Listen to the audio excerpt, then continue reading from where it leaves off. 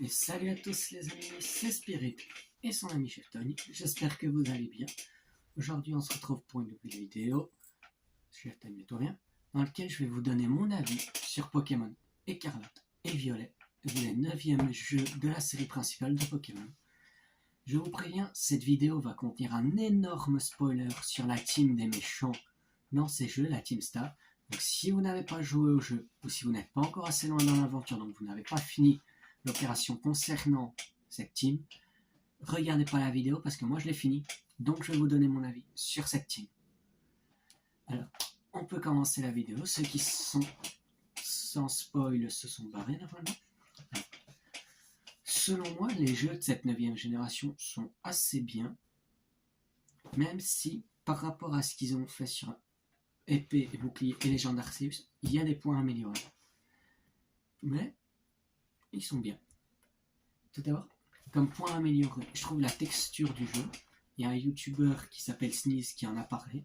Il y a beaucoup de choses qui, sur la 9G, ne devraient plus être acceptées, comme les décors qui disparaissent, réapparaissent, les personnages qui, sur une petite image, sont complètement buggés. Enfin, disons qu'ils sont comme ça, comme sont représentés les personnages quand ils sont modélisés par les développeurs. Justement, on a dit les développeurs, donc ceux qui s'occupent de faire les jeux quand ils ne sont pas sortis. Et qu'est-ce qu'il y a d'autre ? Là, par exemple, quand vous allez à l'académie, quand vous allez sur la gauche à l'entrée, vous pouvez vous retrouver dans une petite zone où il y a plein d'étudiants assis qui bossent. Ces étudiants, ils vont apparaître progressivement au fur et à mesure que vous avancez. Et quand vous reculez, ils vont disparaître. Ce qui n'est pas normal pour un jeu de la 9G. La 9G ne devrait pas faire ce genre de problème. A contrario, les jeux sont assez beaux dans le complet. Je les trouve assez beaux. Seul souci que je trouve, c'est plus graphique. C'est ces petits bugs parfois qu'ils ont mis. Peut-être qu'ils vont changer ça, puisqu'il y a toujours eu des bugs dans tous les jeux Pokémon. A contrario, il y a beaucoup de points que je trouve positifs, comme le fait que ce soit vraiment un monde ouvert. Vous pouvez aller dans une zone, ça j'ai eu le problème, c'est que vous allez dans une zone où vous affrontez des Pokémon niveau 30, comme vos Pokémon, d'un coup vous passez dans une zone, vous vous retrouvez des Pokémon niveau 50. Et le jeu ne vous dit pas, non tu ne peux pas aller dans cette zone parce que tu es trop faible. Et ça, c'est bien, c'est la seule fois où Pokémon nous a fait faire ça, où nous donne vraiment pas de direction, rien. Dans ce jeu, vous arrivez, on vous dit, cet homme est le proviseur, cette fille est votre rival, entre guillemets, puisque sert plus d'amis que de rival, et vous faites les badges dans l'ordre que vous voulez, l'opération Stardust dans l'ordre que vous voulez, les dominants dans l'ordre que vous voulez, vous pouvez faire ce que vous voulez, c'est trop bien. Vous pouvez faire tout. Par contre, un autre petit point que je n'ai pas abordé, mais ça c'est dans l'aventure, je trouve ça dommage qu'ils aient enlevé la fonctionnalité qu'ils avaient mis dans les Legend Arceus, que les Shiny faisaient du bruit quand vous approchiez. Là j'ai chopé un Archeomir il y a 2-3 jours. Si j'avais pas vu ce Pokémon, je l'aurais loupé. Et c'est dommage qu'ils aient pas remis ces petites étoiles qui brillent quand on approche. Ça, franchement, c'est un peu dommage parce que c'était très bien. Mais après tout, ils suppriment certains trucs et ils rajoutent. En parlant de nouveautés, est-ce que vous êtes d'accord avec moi que la terracristallisation, quand vous faites les raids, on est d'accord, ça ressemble beaucoup au Dynamax. Alors, vous êtes dans une autre, vous êtes 4. C'est le Pokémon, vous devez le défoncer pour pouvoir le capturer. Et soit vous le chopez, soit il se barre. Pour moi, ça ressemble étrangement aux Entre Dynamax. Genre, ils ont pris le concept Entre Dynamax et ils ont fait entre terracristallisation. Pour moi, c'est ça. La seule différence, c'est qu'il y a des raids 6-7 étoiles et il n'y avait pas ça dans les Dynamax. Après, c'est un moyen comme un autre pour avoir des Pokémon assez sympas. Parce qu'honnêtement, des Pokémon qui sont d'un type insecte par exemple, alors qu'à la base ils sont acier fait. J'en ai un comme ça, acier fait, alors qu'à la base il est acier fait et il devient insecte terracristal. Ça me tue de rire à chaque fois. Sinon, qu'est-ce que j'aime bien aussi, c'est qu'ils ont mis beaucoup de nouveaux Pokémon et pas tant de formes de Paldea comme on aurait pu s'attendre. Parce que quand vous regardez, pour l'instant, la seule forme de Paldea que j'ai, c'est Tauros de Paldea, qui me plaît pas tant que ça parce qu'en soi, ils ont juste pris Tauros, un peu modifié ses cornes, mis une couleur bien foncée au lieu du brun et gris habituel, des couleurs bien noires. Et bah, c'est quasi tout, quoi. C'est Tauros de Paldea. Bof. J'aime beaucoup ce Pokémon, mais je ne le prends pas dans ma team pour l'aventure parce que je vais faire une team full nouveau Pokémon, pas formé régional. Et Tauros me gêne un peu dans cette nouvelle version. Parce que je trouve que, quitte à faire une forme régionale, essayons au moins de faire un peu plus que juste modifier ses cornes et sa couleur. Quoique vous allez me dire qu'un artichaut c'était pareil. Oui, qu'un artichaut. Ils ont modifié sa couleur, mais ils lui ont fait un nouveau visage. Ouais, en fait, qu'un artichaut c'était aussi claqué. Mais il avait l'avantage d'avoir une évolution. Et pas l'artichaut, il était méga BG. En parlant d'évolution, un Solourdo qui devient 2 Solourdo. Quelle bande de sales types. Depuis le temps que certains demandaient une évolution à ce Pokémon qui était totalement abandonné, presque.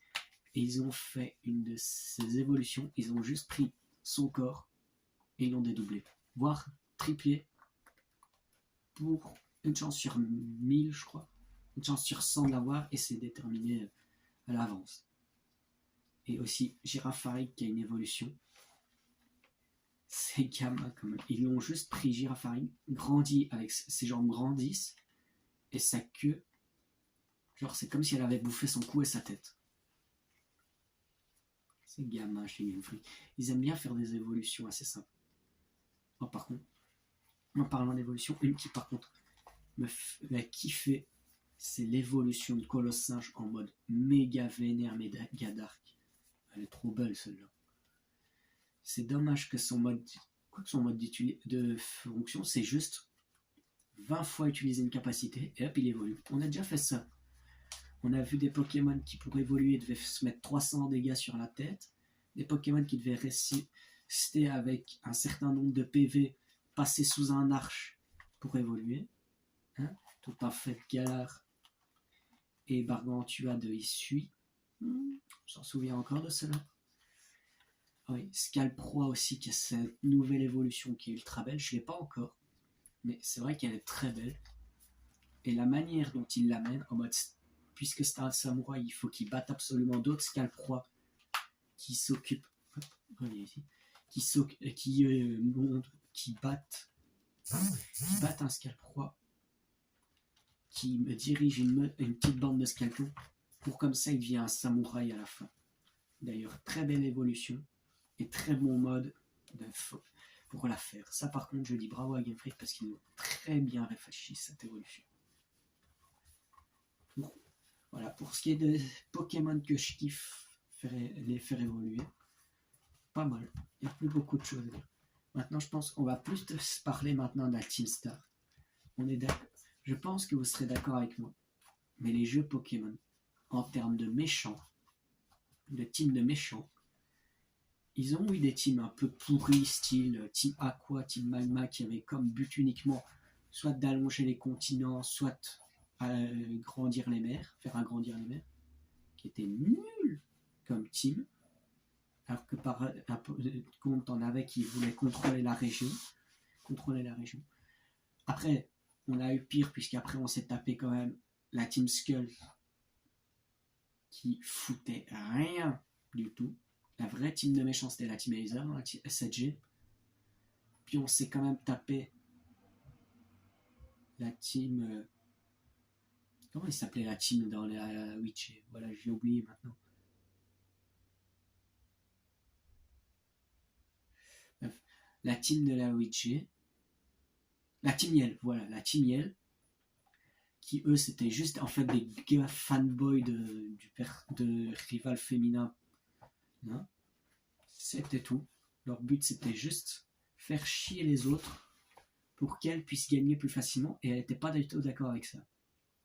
Et là, on vient en 9G avec une team qui, à la base, moi je pensais qu'ils allaient être complètement claqués au sol comme les autres teams. Genre, ils ont un look de merde, ils ont un vieux slogan, une vieille gestuelle. Et au fur et à mesure qu'on fait, tu te rends compte que Game Freak, ils se sont totalement changés, la team. Genre, ils se sont dit, on est dans une école, ce sont des enfants comme d'hab, on va faire en sorte que ce soit des enfants qui se sont rassemblés pour lutter contre le harcèlement scolaire dont ils avaient été victimes. Game Freak a instauré une team d'adversaires, parce qu'on ne peut plus les appeler ennemis, c'est pas des ennemis, c'est juste des gars qui se sont rassemblés pour lutter contre ceux qui les harcèlent. Game Freak s'est dit, on va mettre une team d'enfants dont le background, c'est qu'ils se sont rassemblés parce qu'ils étaient harcelés. Alors, cette team me fait extrêmement penser à la vraie vie, ça pourrait se passer dans la vraie vie, il y a tellement de harcèlement scolaire dans la vraie vie, mais que ça vienne dans un jeu qui est censé être pour plus ou moins enfants, et que Pokémon arrive en nous disant, la team de méchants, vous allez juste apprendre en fait qu'ils se font harceler, et que c'est pour ça qu'ils vont plus en cours et qu'ils mettent le bordel. Moi, ça me dit, ok, ça c'est une team qui va être plutôt gentil que méchant. Et je suis très content de la manière dont se termine l'opération Stardust. Je ne spoilerai pas forcément pour ceux qui n'ont pas encore fini totalement, mais qui sont quand même assez loin. Mais la manière dont ça finit pour eux, je trouve que Game Freak a très bien géré ça. Et fait passer un très beau message d'ailleurs. Ils nous font quand même passer un message de... C'est des élèves qui se rassemblent pour éviter le harcèlement scolaire. Et quand on découvre, quand celui qui vous accompagne découvre, enfin, on peut même dire c'est le proviseur qui vous accompagne, le proviseur déguisé qui se rend compte qu'ils sont harcelés, donc c'est pour ça qu'en fait ils se sont rassemblés. Je trouve que la réaction qu'il a, elle est très très bien. Parce qu'il montre une telle compréhension pour ces élèves qui sont victimes de harcèlement, et plutôt que de les punir, de juste dire vous avez fait des problèmes, ah ok, vous êtes puni. Quoi, vous avez été harcelé avant? Qu'est-ce que j'en ai à foutre? C'était avant, allez hop, puni. Viré de l'école et tout. Non. Il va les comprendre. Il va dire ok, à la base je voulais que vous disparaissiez. Maintenant je veux ça. Faites ça. Je ne dirai pas quoi pour que vous puissiez le découvrir par vous-même. Mais il va y avoir un retournement de situation. Et honnêtement, cette team, je trouve que c'est la team qui inspire le plus de sympathie. On est quand même passé d'une team de fanboy, d'un challenger, d'un bête tournoi des arènes, à une team d'élèves qui ont un vrai background et un vrai passé, qui se font harceler, donc qui se sont rassemblés pour éviter de continuer à se faire harceler. Et ça peut donner des idées aux élèves qui se font vraiment harceler dans la vie. Ils peuvent se dire, tiens, si on se réunissait pour lutter. Quoique, faites pas forcément ça. Soit rassemblez-vous pour lutter intelligemment, c'est-à-dire allez vous plaindre ensemble aux éducateurs. Parce que, si vous avez des éducs dans vos écoles, allez leur demander. Il existe des méthodes pour lutter contre le harcèlement autres que la bagarre. Ça, c'est un éduc qui vous le dit. Il y a une méthode très simple pour lutter contre le harcèlement. Si ça vous intéresse, tapez juste méthode PICAS sur internet. P-I-K-A-S. Je digresse, mais c'est important. Et vous trouverez de quoi je parle. C'est vrai que cette team, elle aurait très bien pu utiliser cette méthode, mais elle a choisi de se rassembler. Et ça finit honnêtement très bien pour eux. Tant mieux. Un autre point que je trouvais à la base assez bizarre dans les jeux, qui au final je le trouve bien, c'est quand vous voyez au début, on nous annonce, vous aurez les légendaires dès le début. Je m'étais dit, attends, on nous file le légendaire dès le début, mais ça va servir à quoi de capturer des Pokémon? à part à compléter le Dex, puisqu'on aura de toute façon un légendaire qui va rouler sur tout. C'est là qu'ils ont été très malins, Free, de nous empêcher de combattre avec lui et de nous en servir uniquement comme monture. Donc, vous allez plus vite d'un point A à un point B. Le légendaire est dans votre équipe, donc vous pouvez prendre 6 Pokémon plus le légendaire qui est considéré comme votre équipe. Et vous ne pouvez pas l'envoyer en combat. Vous ne pouvez pas défoncer les arènes tranquilles comme ça. Et ça, c'est pas mal. Les arènes qui, honnêtement, je les trouve mieux maintenant qu'elles ont un vrai challenge avant de les affronter. Genre, en 8G, t'avais un petit bazar à faire, mais c'était juste pour direct aller affronter le champion. Parce que c'est vrai que ça, faut le dire, il l'avait déjà mis en 8G. En 6G, c'était juste t'allais à la ville, tu allais dans l'arène, tu défonçais le perso, tu devais te rendre pour défoncer le champion. Là, en fait, c'était la même chose. Maintenant que je me rends compte, c'était la même chose, en fait. Parce que si vous prenez l'arène de Skifort, ouais, non, en fait, ça n'a pas changé. 6G, 6G, 8G, ça n'a pas changé. 9G, ça a un peu changé. Parce que c'est une vraie épreuve. Pas un bête truc où on fait aller tout droit. Non. Si, en fait. C'est un bête truc où on vous fait aller tout droit. Quoique. Non. C'est quand même varié. Quand vous avez l'arène O qui vous demande de faire des enchères, quand vous en avez un qui vous demande de chercher plein de Pokémon dans la map, quand vous en avez un qui vous demande de faire un peu une sorte de prière en poussant un gros ballon dans un goal. C'est quand même assez varié, c'est bien. Et en plus, le fait de pouvoir faire les arènes dans l'ordre qu'on veut, je trouve ça marrant. Un peu problématique, parce que quand vous faites des arènes puis que vous vous rendez compte qu'en fait vous êtes en dessous du niveau de l'arène parce que vous avez cru que c'était une bonne arène à faire et puis vous vous rendez compte que non, plus fort que toi. Ou inversement, parce que ça m'est arrivé sur l'arène O. Je suis arrivé avec des Pokémon niveau 25, parce que je pensais encore, ça va être le point pour souvent, mais qu'il y avait la règle de tant que vous n'avez pas un certain badge, vos Pokémon restent à vous obéir qu'au niveau 25. Puis niveau je sais plus combien, 30, 35, 40, 45, 50, 60, tout ça. Et puis, je me dis, mais comment je vais faire? Donc je pars les entraîner.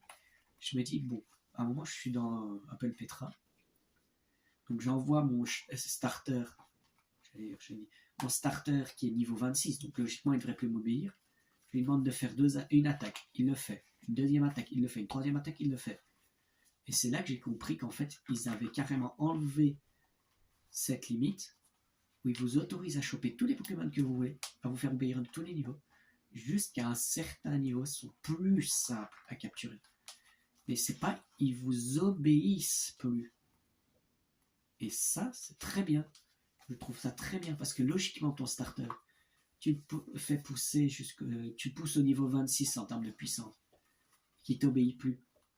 Et tu l'as eu niveau 5, donc c'est pas comme si tu avais chopé ce Pokémon niveau 26 et qu'il te respectait pas parce que tu n'avais pas prouvé encore. Donc ça, c'est quand même très intéressant. Et au moins, il vous garde cette limite de vous devez aller jusqu'au niveau 25 pour les choper. Mais, de l'autre côté, vous pouvez vous faire obéir de tous les niveaux. Et c'est un avantage, je trouve. A contrario, le fait qu'il ne t'indique plus le chemin à faire, c'est un avantage comme un inconvénient, je trouve. Parce que du coup, je me souviens, j'ai fait, comme je vous dis, l'arène O avec ces Pokémon qui étaient sous level. Je les ai refait augmenter, donc j'ai battu bien l'arène O. J'ai été faire l'arène plante, après avoir fait d'autres arènes. J'ai fait l'arène plante, et là, l'adversaire, il avait des Pokémon niveau 26. Et mes Pokémon, ils étaient niveau 46, 43, 43, 43. Tous dans les 40, passé 40. Et j'ai roulé sur l'arène, logique. Plante, j'ai mon starter qui est type feu, j'ai 20 niveaux de plus. Je l'ai fumé. Donc, vous risquez d'affronter des arènes où vous allez vous faire déglinguer parce que vos Pokémon sont sous level. Du coup, vous allez vous entraîner à fond pour défoncer cette arène. Et quand vous allez faire une autre arène, bah en fait, vous aviez juste à passer par cette arène-là en premier et ça passait. Mais bon, au moins, ça vous amène à faire vraiment votre chasse comme vous voulez. Et comme c'est un monde ouvert, c'est logique. Voilà. Donc, en conclusion, je trouve que ce sont des beaux jeux, avec des beaux nouveaux Pokémon. Très logique en plus, puisque quand vous commencez, ils ont quand même eu l'idée de vous mettre par exemple en Pokémon, dans les premiers Pokémon, un cochon, enfin, une sorte de cochon qui après devient un vrai cochon, bien noir, bien cochon ibérique, comme ils ont en Espagne dans la vraie vie. Je trouve qu'ils se sont très bien inspirés de ce qu'ils peuvent trouver. Et ils ont très bien représenté l'Espagne avec les Pokémon du style Tiboudet et Bourridos. Et en Espagne, bah, il y a la Camargue, il y a les chevaux. Tu mets des Pokémon chevaux, très bien. Tu mets les Plumilines flamenco et les autres Plumilines, bien joué. Les perroquets, bien joué. Je trouve ça très bien. Ils ont très bien adapté leur jeu. Juste un peu déçu sur la représentation de l'Espagne qui est totalement rond. Alors que quand on regarde la France, ils avaient vraiment fait la France. L'Angleterre, enfin le Royaume-Uni, ils avaient fait le Royaume-Uni. Et c'était les îles Hawaï. Ils avaient fait les îles Hawaï. Dommage que là, ils les faisaient fait l'Espagne rond. Mais à voir. Après tout, c'est pas tant la manière dont est répartie la map qui nous intéresse. C'est les Pokémon qu'on peut trouver. Et là, avec beaucoup de Pokémon comme ça, des nouveaux Pokémon, je sens que Game Freak a fait un très bon jeu et qu'il y a juste 2-3 bugs à régler. Et après, il sera un des meilleurs jeux de cette licence. En attendant, évidemment, la 10G dans 2-3 ans. Puisque c'est vrai que ça, on est en 2022. D'ici peut-être 2024-2025, Pokémon sortira sa 10e génération de jeux principaux.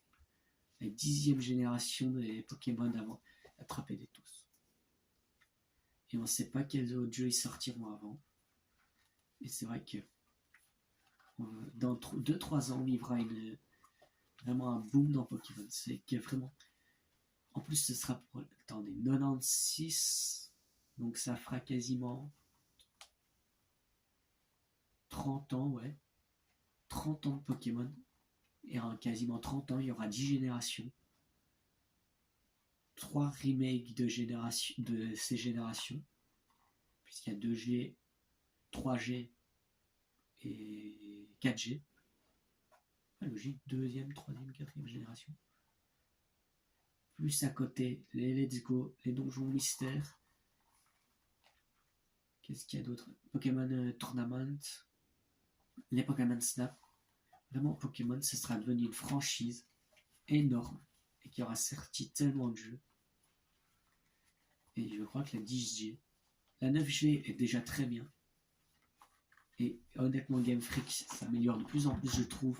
Ils ont très bien géré le passage sur la Switch. Et je pense que la 10G sera très bonne. En attendant, la 9G est déjà magnifique, je trouve. Hâte de finir ces jeux. Donnez-moi votre avis en commentaire, ce que vous pensez de cette 9G, si vous avez déjà joué, si vous avez peut-être terminé le jeu. Ne spoilez pas dans le jeu. Ne spoilez rien du jeu, s'il vous plaît. Et si vous voulez, tiens, parce que je me rends compte qu'il y a un Pokémon dont on n'a pas parlé en termes d'évolution, mais c'est Dauphin. C'est Dauphin, pardon. S'il y en a qui veulent faire évoluer ce Pokémon, je veux bien mettre en place un serveur où on parle sur Discord par exemple, puisque j'ai déjà quelques serveurs là, et on se met alors des codes pour faire évoluer ce Pokémon. Parce que c'est vrai que ce Pokémon va devoir être dans un club union, c'est ennuyant. Sur ce, c'est la fin de cette vidéo. Dites-moi ce que vous pensez de cette 9e génération, sans spoiler. Et nous on se retrouve bientôt pour une nouvelle vidéo. Ciao les amis. Allez, tu dis au revoir. Au revoir.